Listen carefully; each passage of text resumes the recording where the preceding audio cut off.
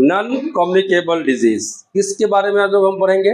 Non communicable disease. Communicable disease हम लोग बहुत अच्छे तरीके से समझ चुके हैं। नॉन कम्युनिकेबल वो बीमारी है जो हमें किसी के मतलब किसी से पटता नहीं है, ये हमें किसी दूसरे एक आदमी से दूसरे आदमी में ट्रांसफर नहीं होता है। हम जो खाना खाते हैं, पिछले दिनों हम किस चीज के बारे में बात किए थे? बैलेंस डाइट के बारे में। तो बैलेंस डाइट क्या होता है?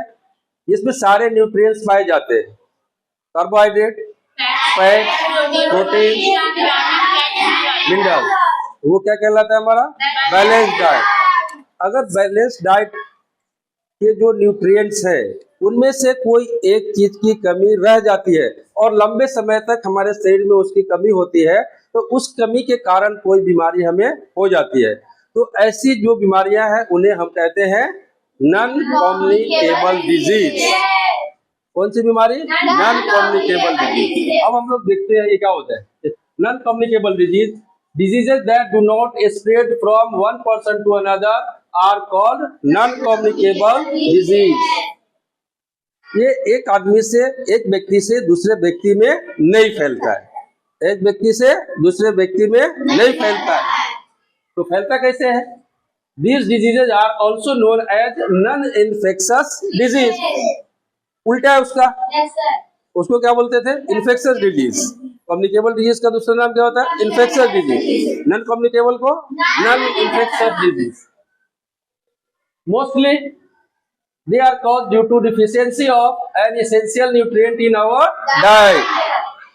कोई जो हमारे जरूरी 5 न्यूट्रिएंट्स है उनमें से किसी भी एक न्यूट्रिएंट्स की हमारे शरीर में कमी हो जाती है और वो कमी लगातार लंबे समय तक होती है, तो उसके कारण वो हमारे शरीर में क्या होती है? बीमारियां आती है। तो इसमें कुछ बीमारियों का नाम यहाँ दिया गया।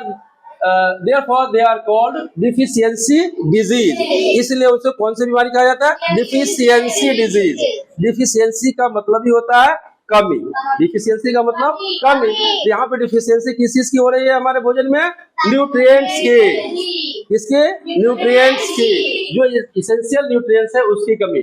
Some diseases that are caused due to malfunctioning of any body organs are called non-communicable diseases। नीचे आपको कुछ पिक्चर्स दिए गए हैं, इसके बारे में हम लोग देखते हैं। क्वाशियोरकर एक बीमारी है, एक बच्चा बैठा हुआ है, देख रहे हो कैसा? पेट बाहर निकला है, हड्डियों का ढांचा है, पेट बड़ा हो गया हुआ है, हड्डियों का ढांचा है। एक बच्चा है मरासमस, दूसरी बीमारी का नाम क्या है? मरासमस।